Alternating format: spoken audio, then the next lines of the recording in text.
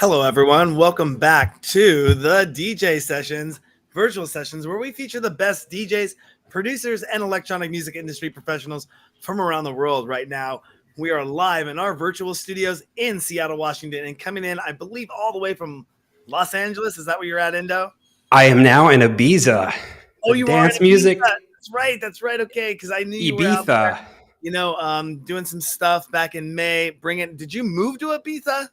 I moved here for good. Okay. Yeah, I am here. So I'm really excited to be here. I just moved here a month and a half ago. So Well, that must be going exciting. in. I was wondering what all you had all that stuff piled up on that cart when you're coming. I go, he cannot be traveling with that much stuff to do a I DJ gig. no, well, yeah, well, sometimes I do, but not today. I brought my whole life on the airplane with me. So I'm here. That was a lot And of gear you were bringing in. Sorry, I had to shut the door because we're doing a live test right now through.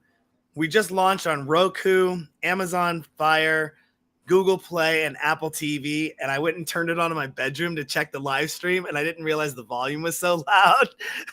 oh, good. Yes, it's always good to do a sound check, just like at a Yeah, so good DJ gig, it right? was coming through, and I this is our first time ever streaming live on Roku right now.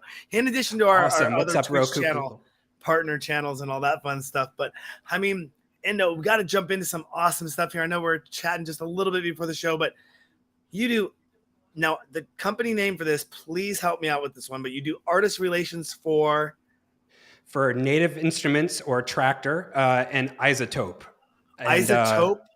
Isotope, yep. They're a company Okay, it is based out in Isotope. Cambridge. Okay. Isotope and Native Instruments, which are actually combining now. They're part of a global umbrella called Soundwide, which is Isotope, Native Instruments, and a few other companies. So, Okay.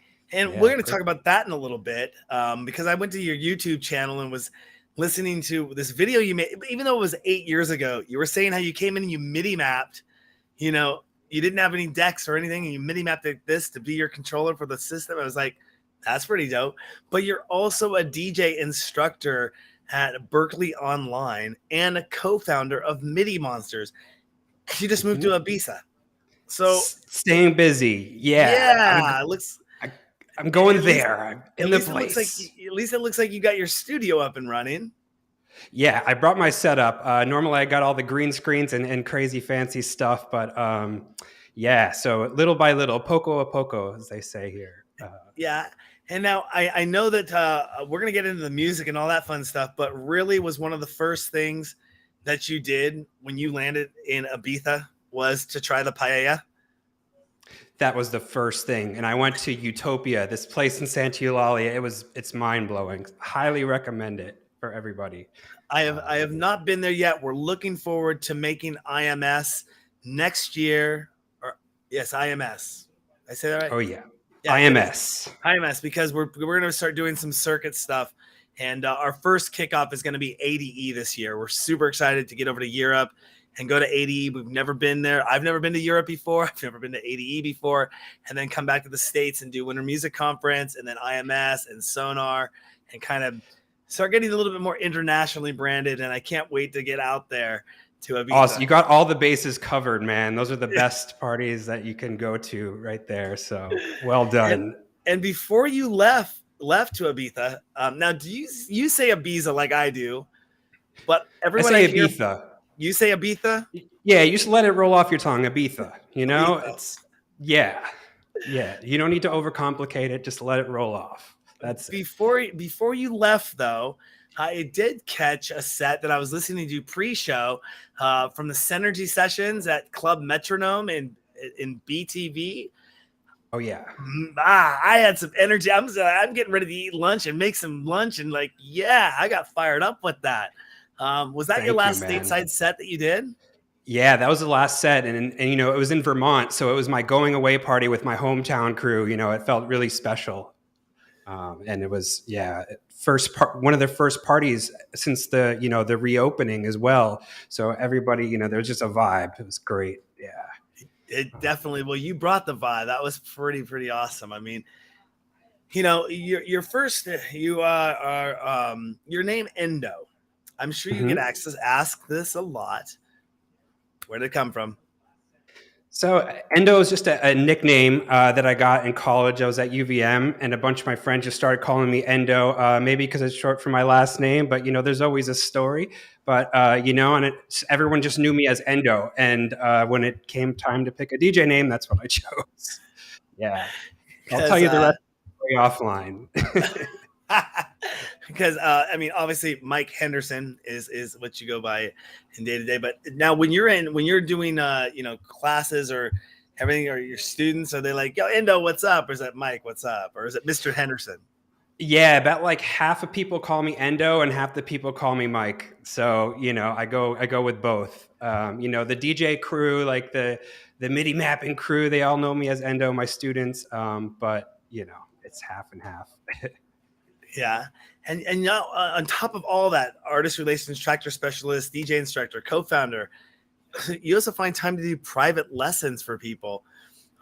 How is that going? And what's that been like over the last few years? Did you see an influx of people wanting to jump online with the influx of people wanting to jump online?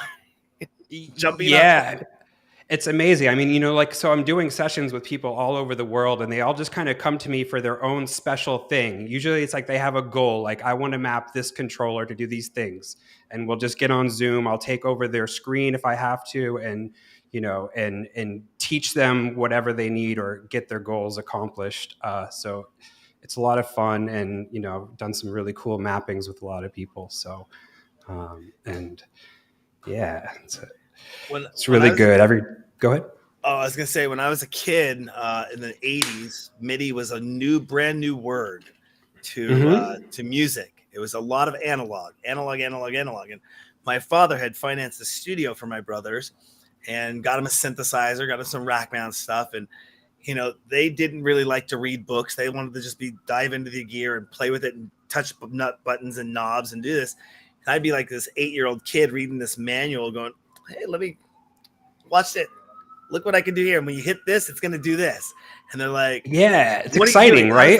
Yeah. They like didn't even understand how this can master and slave, and do different things. And right. Just got in there diving in, always had a technical aspect for it. But as far as technology has moved, it's obviously changed so much in 40 years. If you could see something that you think that's not on the market today, but you would like to see come out, what would that product be? Now, I probably don't break any NDAs, Yeah. I'll try not to. Yeah, he probably knows some really cool toys that are coming out, and I say toys in the most respectful way. Right. But if there was something out there that it isn't on the market today that you could see that say, hey, if somebody could just come and put this in a box and go, what would that be? Oh man, I'm actually happy to say that a lot of this technology I wanted to happen came out. Like the Denons are amazing. The Denon ST6000s are incredible. I was like, give me some beat jump buttons and give me some loop encoder, and but if I were to do anything, what would be to the next? My God. Yeah, I don't know. You got me there, because a lot of it's coming out right now. Yeah. So, there's some things I want to say, but I can't. But I've been really I really want to see like the VR stuff improve too. The Tribe XR is awesome. So I've been DJing in VR, and that's been great. So just some enhancements with that. Put Tractor inside of that. Who knows? I'm really glad you brought that up, because that's one of the questions I ask a lot of people is, what has been their experience? Are they looking at VR as a viable model, or as a model, or as an extension?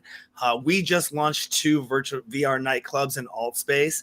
We're looking to launch in VR chat and have branding in all the platforms. And over the weekend, we were at Pride Festival, and up in the street, a gentleman comes up with his wife. He's on a bike, and he goes, "Who runs your whole DJ booth?" We had our whole mobile sessions thing going with our silent disco.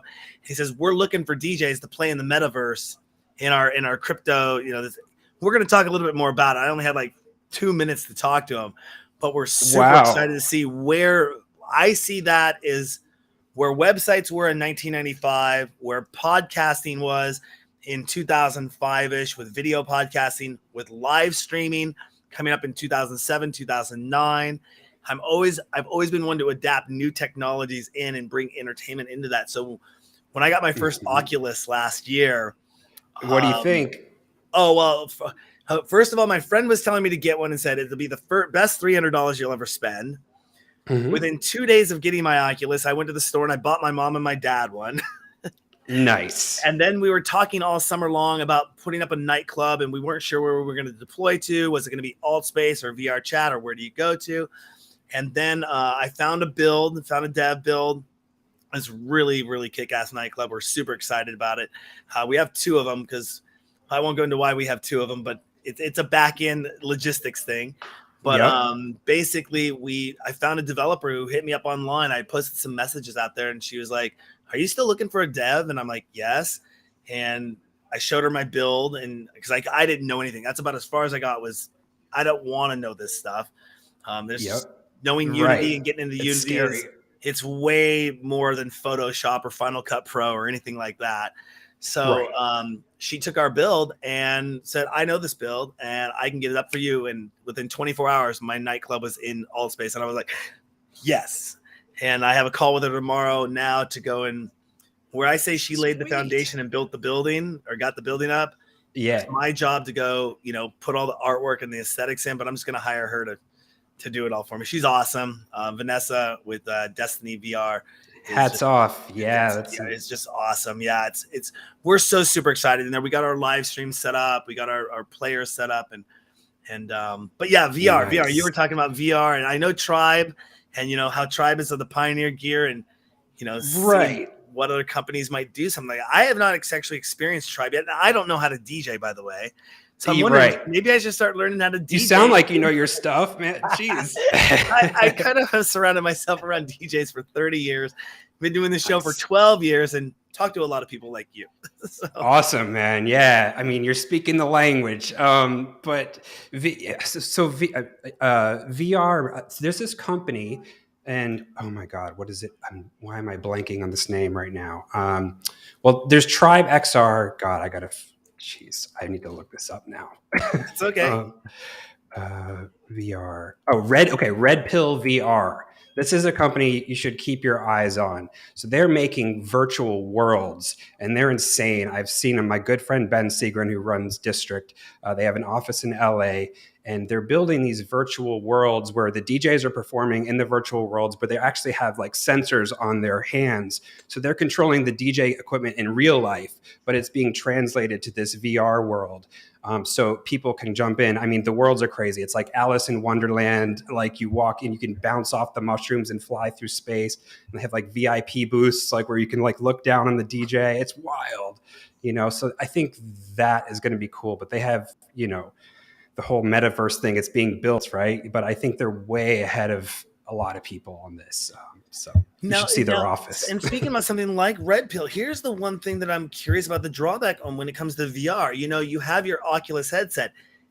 Is this going to be available on an Oculus platform, or am I going to have to get a higher end headset and a computer to run this? Because once you do that, you start going, oh, if it doesn't run on Oculus for a $300 price point, now I'm stepping up into a $700 or $1,000 or $1,500 headset plus a $2,500 computer to run this, to get in Yeah. there. And so that's what I was wondering is it was so funny. It was 2020.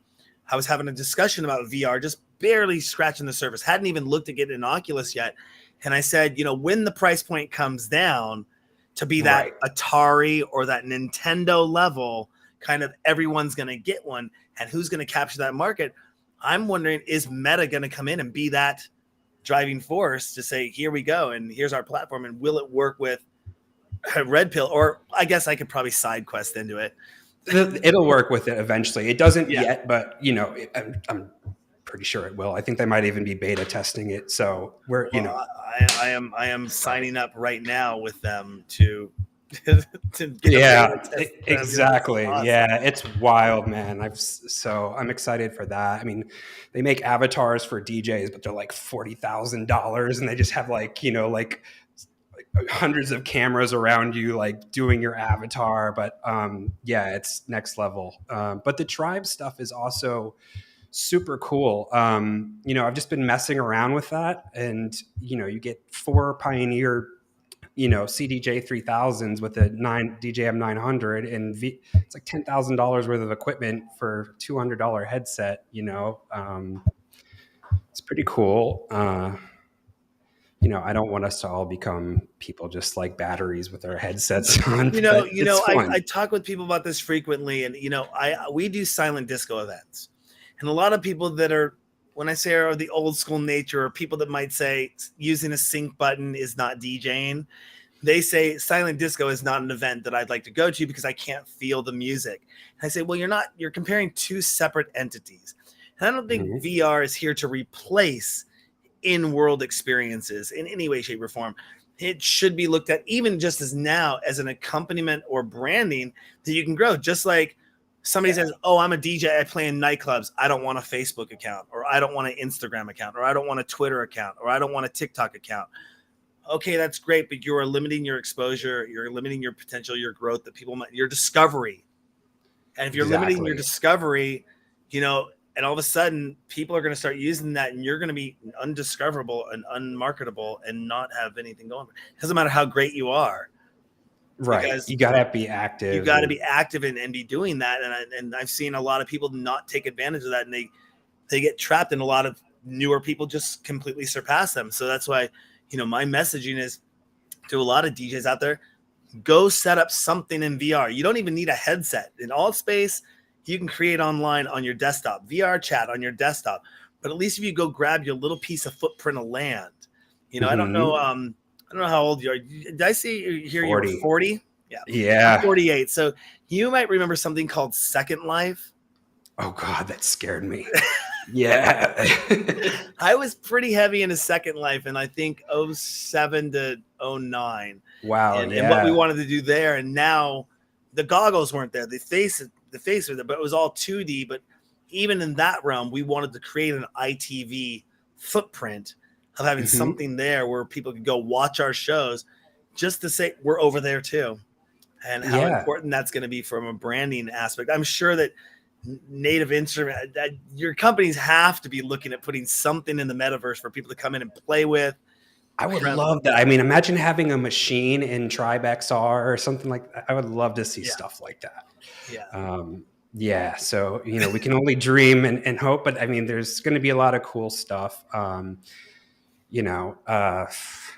also like Restream is a great tool because you can stream to all of your networks at the same time. Like, you never know if Facebook's going to go down, like, what are you going to do? Or Instagram goes down. So it's like, as far as like, just go live on everything at the same time. So build your audience. Absolutely. I mean, the biggest thing that I'm not trying to knock this other company, but let me just say we were using another company to do our interviews with, but I've always used Restream in the background. Back in the day, I actually came up with the concept. You're speaking of Restream, was when we first started doing the DJ sessions, we were using a company called Ustream, and we were a featured partner with them, and we were a featured partner with Livestream. And I knew about this other company out there called Justin TV, but the bandwidth we could get in the studio we're at only had 2 megabit upload, which really meant we had about a 0.7 upload. But my idea was I was going to build a rack mount of Mac Minis, and each Mac Mini was going to encode the video feed to send it to Ustream, Livestream, and Justin TV. So I was building a kind of version of Restream in a little rack mount server I could take with me on the go. But bandwidth, we only had 2 megabits to play with. I mean, not even that, like maybe 0.7. Now I got gigabit Ethernet wherever I go. Right. Satellite connections and 5G and all that. So you were way ahead of the game with all this stuff. Yeah. And it was, we just moved over to doing Restream because rather than taking that other company and trying to throw it into OBS and then have Restream push it all out, what we're doing with Restream, like right now, something I can't do with that. I'd have to set this up in OBS, but I can, hey, whose website is that? And just bring that right into the show. And, as you said, we had a little bit of a pre-intro to the show that was there. I can bring in graphics, other things. I can bring in the chat overlays if I want, which is just nice. Yep. Really, really awesome what the team over there at Restream's doing. And if Restream, if you're watching this right now, yes, I just did apply for the partner program. So we're always looking to partner with you and make friends. Are you a Restream partner as well? I am affiliate. I'm not official partner, but hey, Restream, if you're looking for someone, because I've been using your stuff since the beginning, and I love this like new interface where you don't need OBS anymore. You just plug Yeah. in and boom. I mean, it's just like, Yeah. and I think I'm streaming on my networks too via you, which is a new thing Yes. for me. That was the other awesome thing that it lets it do as well, is that we're going to all our socials, and then you can tap in, add your socials in there, and this interview goes boom, add to all your socials as well. And I think that's just, I mean, that makes it so much easier to distribute. I mean, I love OBS. I love the platform and going out, but it can get a little clunky from time to time. But yeah, just technology has changed so much over the years. And one of the phenomenal things that I love to see is, I was just talking about this with Evie, Evie, the DJ I was talking with right before this, DJ producer. And 2.5 years ago, when I told people we're a live streaming DJ show and we're on Twitch, they would say, who wants to watch a DJ stream live? And I would say, well, have you ever listened to the radio? Right. And then I also said, they go, the next follow-up question was, what's Twitch? And I said, well, this thing called YouTube that Google owns. Well, Twitch is this company that basically Amazon runs. And they go, oh, so it must be a big player in the game. And I'm like, yes, it is. Now, please watch our show. And then, now everyone is familiar with online live streaming DJs. And the one thing I'd love to see is a way that, while Twitch has the subscription-based model, if a company could come out and really take it in to do a PPV or pay-per-view model in there, so that DJs could start actually recouping a little bit more funds. I love you, Twitch, and don't get mad at me, but the breakdown of your 50-50 of the, I think I can disclose that information. It might be public information, but the percentages that are taken, a lot of artists complain it's like they're taking a bunch of my revenue. And rather than having to send people over to PayPal or set up a Patreon, it'd be cool if they could integrate and do a pay-per-view system right there, and they could do their shows, click on, get tickets. And even if nightclubs and venues would start to adapt a pay-per-view model for their clubs, and DJs could put that in the rider and say, if you're doing pay-per-view, and I know some people get like, I'm on tour and I don't want, like if I'm in Seattle and I'm playing a show in Seattle, I don't want the people in Portland to be able to see that show. And then they say, well, I'm not going to go to the show now because I watched the Seattle one last night. Right. How that's all going to work out. But if you keep it private, then exactly, it's like buying a ticket. And unfortunately, the only thing you can't do right now in the PPV world is, I'm looking into this, like deeply looking into this, is I can block it off by country code. You can't block it off by state, zip code, just dial it real down. But if they got it down to say, don't let these zip codes, don't let these areas see it, and I could block off a 250-mile radius or a 400-mile radius, or say these cities that I'm touring to, you can't buy it in, then it would lock out from the rest of the world. Like you can have people from Germany watching it. It's not going to impact the nightclub sales. Right. But they're still clicking in and paying $3 or $4 to watch that live set of you playing in that club. And I just saw that, I was hoping that we'd see a transformation of that with the online boom of everything that's come out. And we know, obviously companies like Coachella and Insomniac, and they got the money to do it. They can absorb it, and but I mean, it's going to make them a lot of money too. You know what I mean? It's just a whole different revenue stream, but your audience is, But the one thing, and I won't try to get too deep down this rabbit hole, is the one thing that people don't understand too much about this, and I spent a lot of time in 2020 trying to explain people about this without trying to sound like a naysayer, was the licensing. And once you start doing that, and you got to look at the licensing and putting it out there, and you're making money off the streams, or if it goes to video on demand and you don't have your master use or your sync, and people don't, it's still not wrapping around some people's heads that what they're doing is illegal. And they can be sued for it. And when we were talking with Twitch, when we want to go back to the front page of Twitch, they're like, we know you're clear for live streaming. We got that good. But you have 450 videos on our website that have red flags all over them.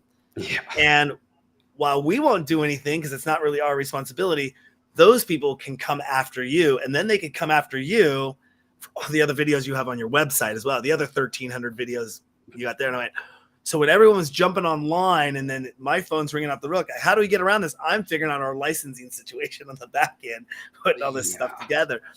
And I'll tell you, I will plug them because we're a featured partner with them. Believe once it hits the fan, and it will hit the fan, Mixcloud will be where everyone's going to migrate to. Because Mixcloud does not have any video on demand, so they don't have to worry about master use and sync licensing. They do rip the audio off, but they have all the licensing for the audio to be on their site and host on the site. And they do the payouts and everything. Yeah. So, they really broke ground with that. That's one of the biggest challenges, is to get the artist paid and, to report what they're playing. And exactly. Yeah. So, it's kind of like the wild, wild west right now, but I know a lot of companies are doing a lot of things to solve this issue. Exactly.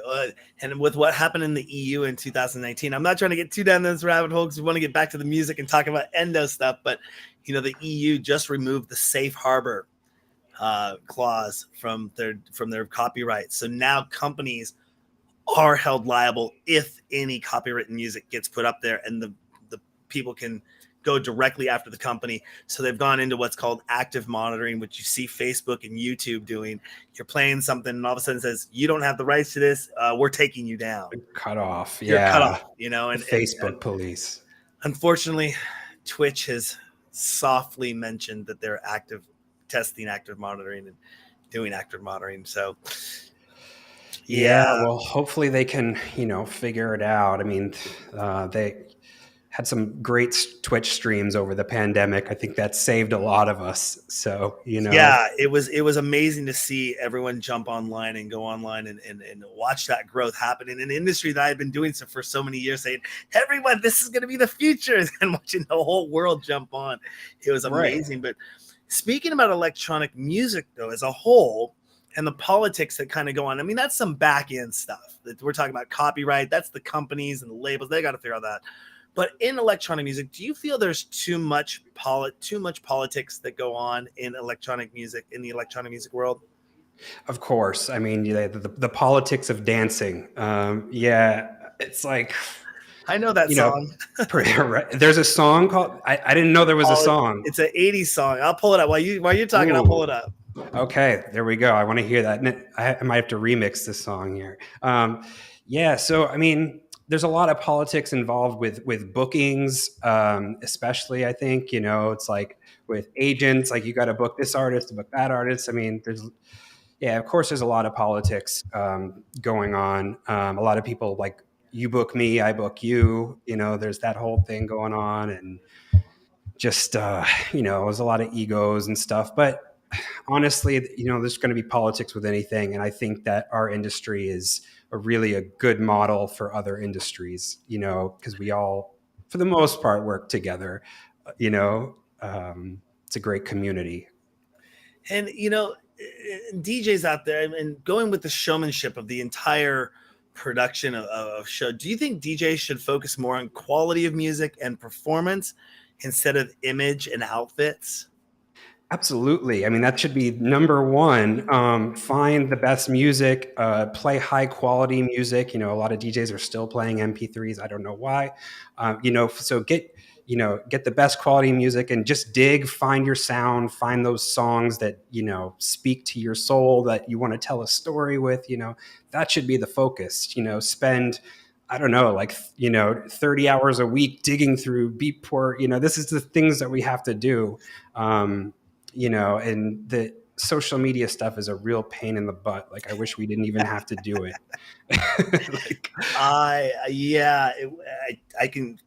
I'm actually bringing on somebody tonight to start handling, working with my social media agenda. We'll work in tandem together.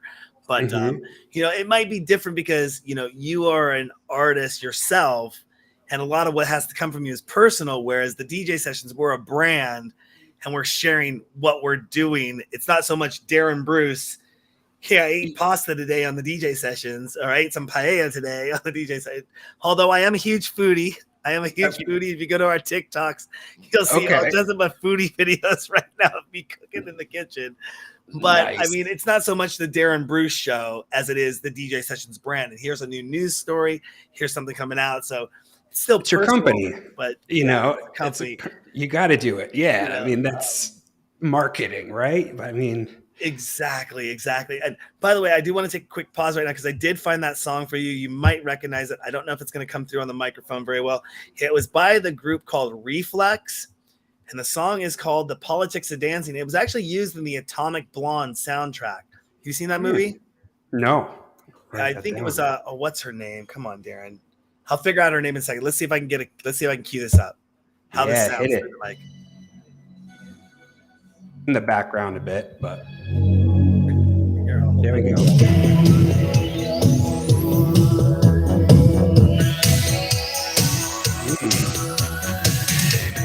This episode probably gets flat. Ooh. We got the message.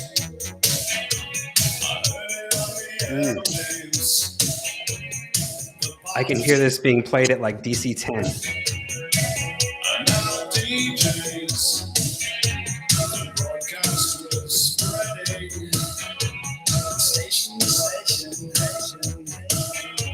We'll wait for the drop.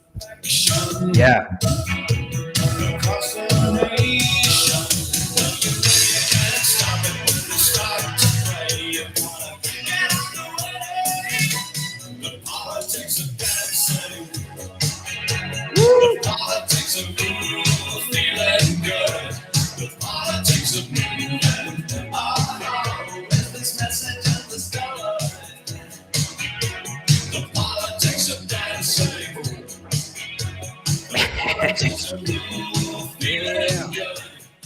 That is a first on the DJ Sessions. Dude, I mean, I can hear, I'm going to see Macioplex tonight, and I just hear oh my gosh, whoa, I hear a Macioplex remix of this. This is like, oh my gosh. If you have to give the DJ Sessions somewhat of a little credit, say it inspired by the DJ Sessions. Sounds good. No, sounds good. So sick. And speaking of Macioplex and live streams, did you see the one that he did in the cube that was around? I mean, that just Scarface. That just with the baby hands. Yeah. That just blew my mind. And they had the camera up around. And he was like rotating, and then all the people were dancing in the background behind him. That was such a huge, actually, inspiration for me. You know, when I saw that stream, I instantly went out and got green screens, lighting. I'm like, how did he do this? I need to figure this out now. And just, you know, turn my room into like this green screen Wizard of Oz room that just, you know, that was fun. Yeah. I mean, that just, to me, again, it's like you see your passion and you're into fly fishing, and all of a sudden you see somebody using a fly fishing rod that they made some contraption where they're putting 5 lines out and one from the boat. Or I don't know. I don't fly fish. I don't know why that even popped in my head. The point is, it's just taking it to that level. And I don't think that would have happened. If the pandemic didn't happen, no way. I don't think, I mean, maybe in the future, I think somebody would have started experimenting with it, maybe 5, maybe 10 years out. Eventually. Even kind of setting the precedence for looking at virtual reality as a medium. I mean, if somebody's live streaming right now from your bedroom, if you're listening to the show and you're watching, please go and get some land, get a username, get something set up in, whether it's Horizon, Altspace, VR chat, get a room, figure out how to get your stream into that room, and then figure out how to also, you're telling everyone on social, tell everyone there, and then tell everyone on social you're also doing it in VR as well. That's just going to be the next bastion of what's happening. Yeah, that's what I was saying. Just that cross, you know, like that crossing between worlds. I mean, doing live events and doing streamed events, but why not stream the live event? You know, it's just like, but yeah, if you could, I haven't done the VR chat, but that's cool that you can stream into that and bring the, you know, that world together. It sounds easy. No, yeah, it's never. But it's not always just that easy. Sorry, just taking a screenshot here because we're doing really good on our numbers. Want to give a shout out to everyone out there in DJ Sessions land who's watching through the website. Another thing about that is I would talk about branding. How key is branding to you? I mean, I know you have your own website and Yep. out there, and all your social links are there, and Logo. logo, and put it out there. But without branding, how far do you think you would have made it? I mean, branding's important these days. You gotta, you gotta have your brand. You gotta look good. You have good quality images, logos, press packs, press photos, which I need some more. It's important. I mean, like I said, music is always the biggest priority. But yeah, as an artist these days, you have to have a brand that promoters and can sell, and these kind of things. And when it comes to producing, we're talking about image. When Mhm. producing stands really synonymous for spending countless hours behind the computer, sculpting your beats, making your beats, playing with gear, practicing. What do you do in your free time to stay fit? To stay fit? Well, I do have this awesome meal service, and this isn't fitness really, but it's more on the eating side. But I have this meal service that gives me like 2 meals a day, prepared healthy food. So that's one thing, and I've lost a lot of weight. So it's called Get Fit Food Ibiza. And also, if you exercise with that, it's even more power to you.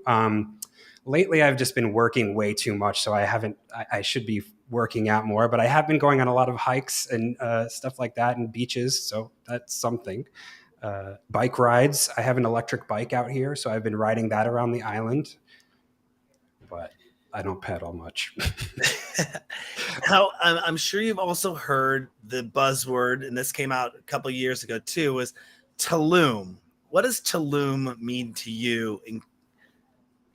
So Tulum, to me, I mean, I was going to Tulum since the beginning of BPM era, Okay. where it was very different. It was very peaceful, very magical place, where all the lights would go out at 7 or 8 at night, and you just see this brightest stars in the world. Just such a great vibe, kind of hippie vibes. But now it's gotten a lot busier, which is fine. They're making money, but it's definitely a lot busier. But they've managed to keep the beauty, I feel, when you're going through that main street. They keep that essence of Tulum, which is great. And Tulum even has like a sound, the more deeper kind of vibes. And yeah, it's a great place. Because I'm hearing it is kind of being compared to as the new Ibiza. So Yeah, I would say definitely. I don't think it's as safe as Ibiza, but that's that's the one thing. Obviously there's been a lot of problems down there with crime and corruption stuff. I mean, otherwise it'd be such a, amazing place to live. I'm sure it is anyway, but the after parties there are legendary. Um, Definitely gotten lost a few times for a couple days, like from one place to the other. So always a good time. And if you could choose between, I know you're stateside, but you're not stateside anymore. You're over in Ibiza. But if you could choose WMC, ADE, IMS, Sonar, or add a fifth one in, which one would you choose if you could only go to one a year? I think ADE because it's the most business focused. I really miss like the panels at Winter Music Conference and the networking aspect. You get the badge and you get to go to all the talks with all these DJs just talking about great topics. I miss that part of things, and ADE has always kept that. Like you go to have a day with a jillion meetings, but then you go out at night and then you just and have some fun and repeat for So yeah, it's really a good conference. You get the best music, obviously, parties, gas howder. Yeah. Yeah, we're What about definitely. you? I've only been in Winter Music Conference once in 2009. We pretty much are a West Coast based operation. And, we would focus on a lot of the artists when they came here. We would do our interviews and have them appear on the show in our studios. And now that we've taken more of an online presence with the virtual sessions and we're extending more our international outreach now because people are they know how to do a Zoom now, or they're prepped Finally. for an online meeting now. You're Yeah. not getting somebody in a bad connection with a bad internet. They got at least some staging in the background or maybe they know how to use a green screen like you and I are doing right now. But we're definitely looking to get out there at a more international appeal. And ADE is the one that I hear to go to. And like you just described, it's business during the day, it's party at night. The one question that I'm just had last night with my girlfriend who's going along with me is, how am I going to deal with the jet lag? Yeah, that's tough. The space cakes. Just go for the space cakes. Space cakes. I have. Is this something I need to look up online? Yep. That's a Google. Yeah, that'll help with the jet lag. That's all I'm gonna say. Yeah, Amsterdam is it's a good place, but he's looking up space cakes, I'm looking at space cakes. magic brownies. That's the Amsterdam specialty. What is? Okay. So Okay. I mean, we have those here in Washington, I guess. okay, that's where you are in Washington. Yeah, Okay, we're in so Washington. Okay. but that's where they started. They're the OGs. How to make weed space cakes. Yeah, just get the space cakes. You'll be sorted. Have a nice nap. Wake up early the next day and just groove. Okay, space cake. And when it is Amsterdam, so everything's like over the counter there, right? Exactly. The traditional cake from Amsterdam. That Amsterdam originals. Oh my gosh. Okay. Space cakes. Thank you for that. Thank you for that. Are we live? Is this broadcasted? Oh man. It is. It is. And there's no Anyways. editing. There's no editing. So Sonar, by the way, I have been to Sonar once, but I would really like to go back to that. I got FOMO this year. It just happened. Everyone was there. So hopefully next year. That's another wish one. I did go like many years ago, but I went for a lot of the off parties and stuff. So going back in time, way back in the crates of your mind. So what was the first record you ever bought? And is it worth mentioning or is it embarrassing? No, I'm very proud to say it was Hybrid Remix and Additional Production by the artist is Hybrid. Their breaks, melodic breaks. What's the word for it? So they did remix of Moby, Future Sound of London. I mean, these are just legendary. I don't even think you can get these remixes online. Let me see. Do you still own it? BT, Alanis Morissette. Oh, I mean, yeah, of course I would. Oh. Yeah, I would never get rid of. But that was one of them. The other one was actually I bought it at Hot Topic. It was Omar Santana, Raver's Damnation, and that was a belter. Wait a second. What year is this? This was 99. Yeah, that sounds familiar. It was on Moonshine. Wow, Moonshine. I haven't heard for a while. Yeah, and Omar Santana is like a hardcore guy, but he made this breaks record. It was just like, yeah. Awesome. If you could take one non-famous person who means a lot to you, other than your direct family or friends, and put them in the spotlight, who would that be and why? Ooh, okay. Oh my God, everybody, all of my friends. I want to support the whole world and take everyone who deserves it. Just everybody. That's my answer. I want to take all my friends, everybody I love, and I want to support them and make them, make their magic shine. Fair enough. Sometimes people find that to be a difficult question to answer, but you skirted right around it. I tried. It's been a long day. Yeah. And do you care about any social issues? Is there anything that really pulls your heartstrings that you really, if you could dedicate time, effort to, or do dedicate time and effort to, or any social issues that take precedence in your life? Social issues. Define social issues.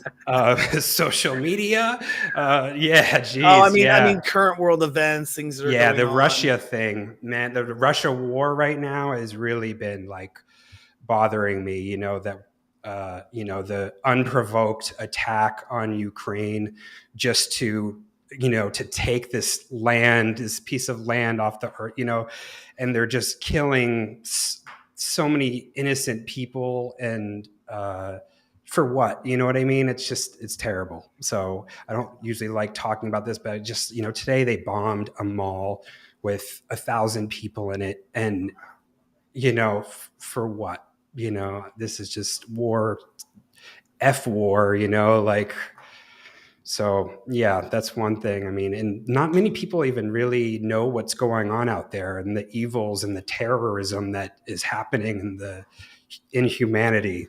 You know, sorry to go off, but No, no, it's good you brought that up because you hear of countries that will do internet blocks or will not let news sources come out of those areas, and you have on the ground people who are having pirated chip phone sets that are kind of trying to report on the ground what's going on.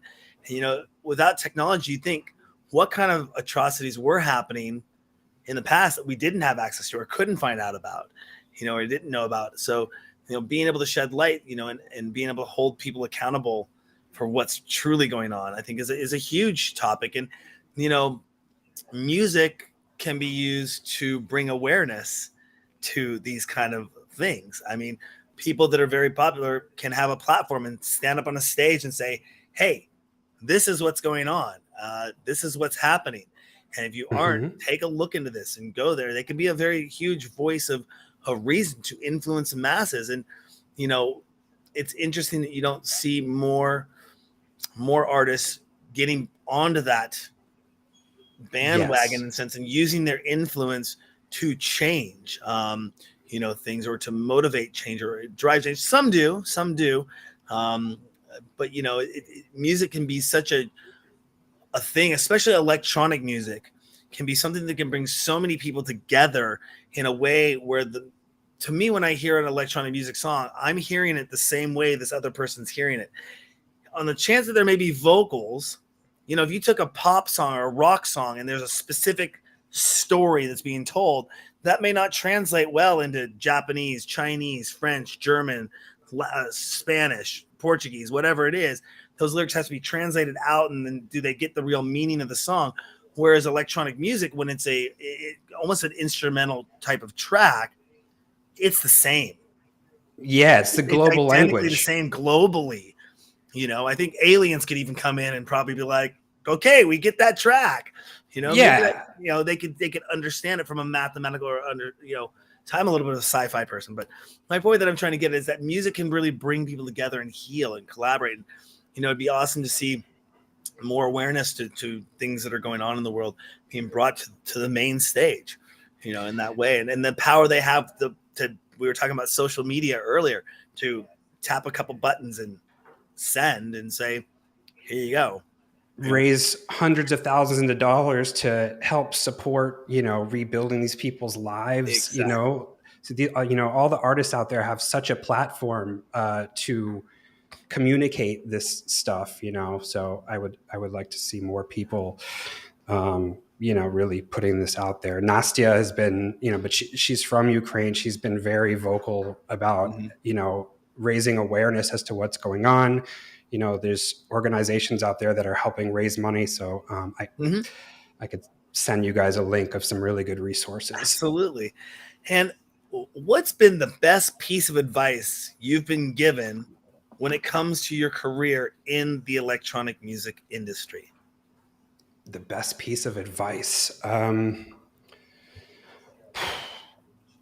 Yeah, you got some heavy questions here. I mean, well, when I was taught to DJ, kind of geeking out about DJ stuff, I was taught how to DJ in just a few sentences by my friend Chris Pattison, who was like, "This is how you DJ: beat match, drop on the one, EQ, phrase mixing, go." And so that's how I learned how to DJ. So that was good technical advice right there.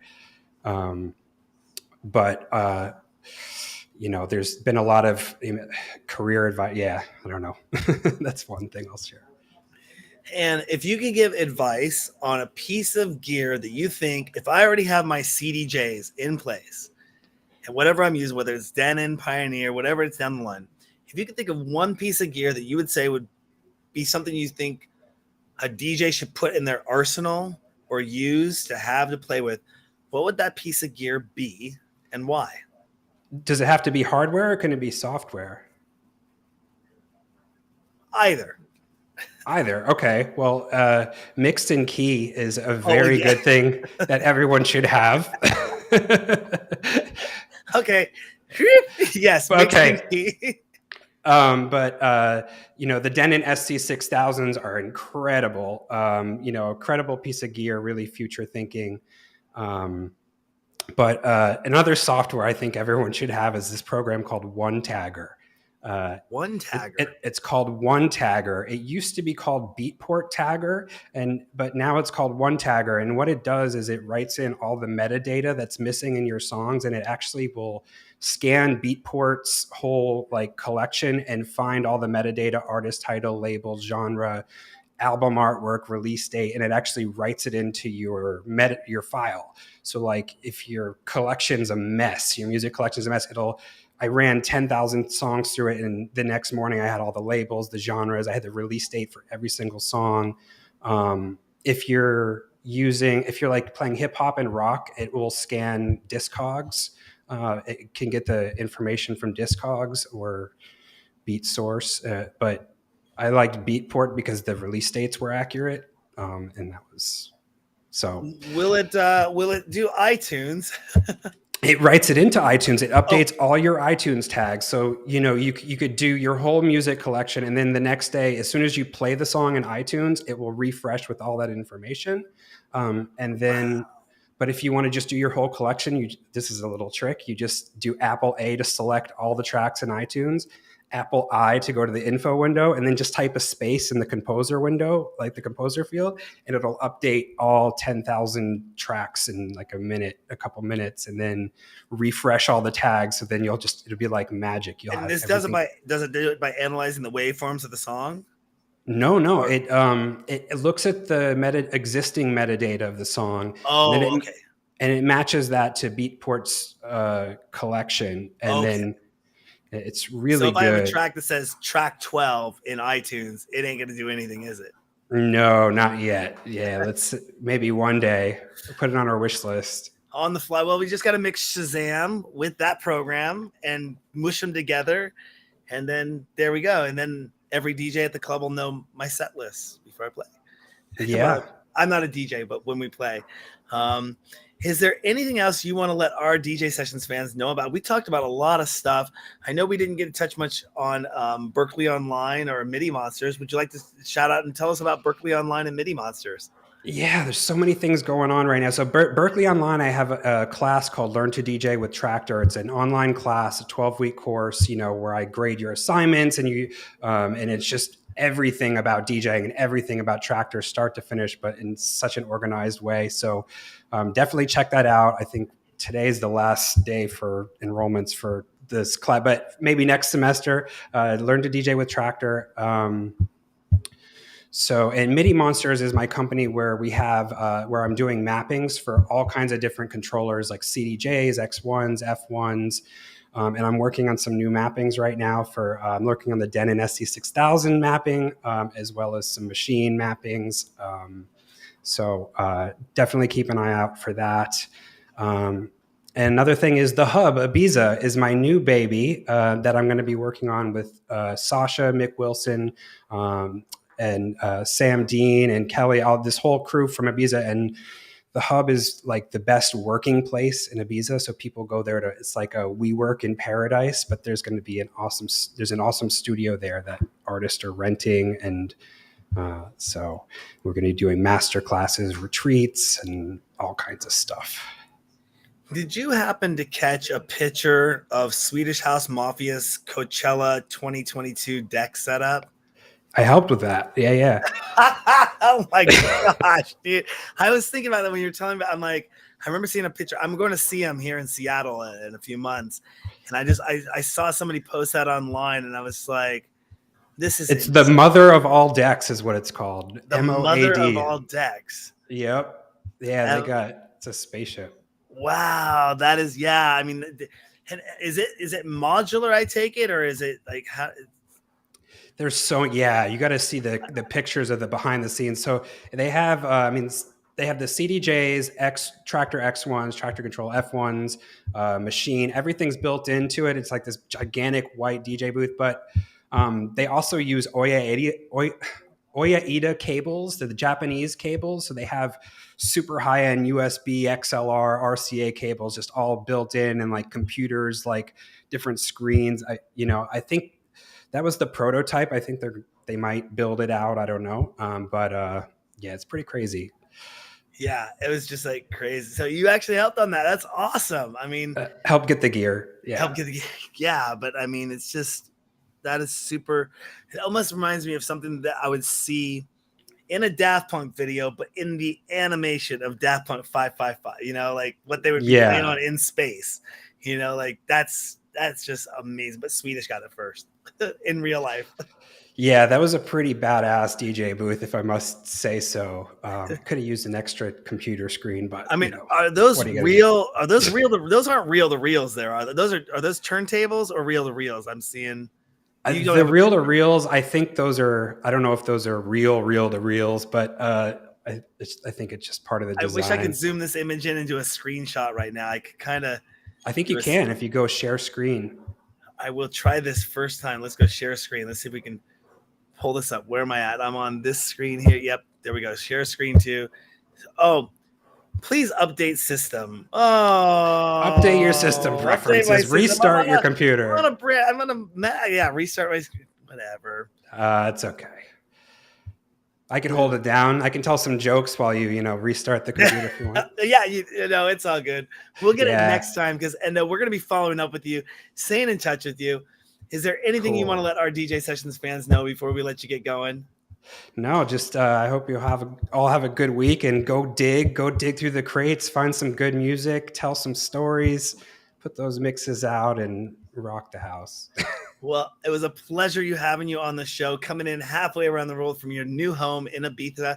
Really appreciate it. And hopefully I'll get to get out there and visit you. We're talking about possibly doing an extended vacation after ADE.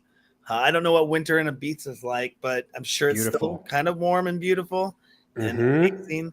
So we'll have to see about coming out and doing an in-person visit. But again, Endo, thank you so much for coming on the DJ Sessions today.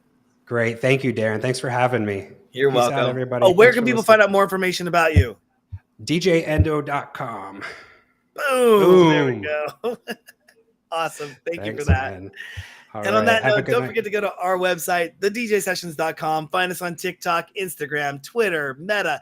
We're out there, but really go to thedjsessions.com. Lots of news, lots of information, lots of things going on there.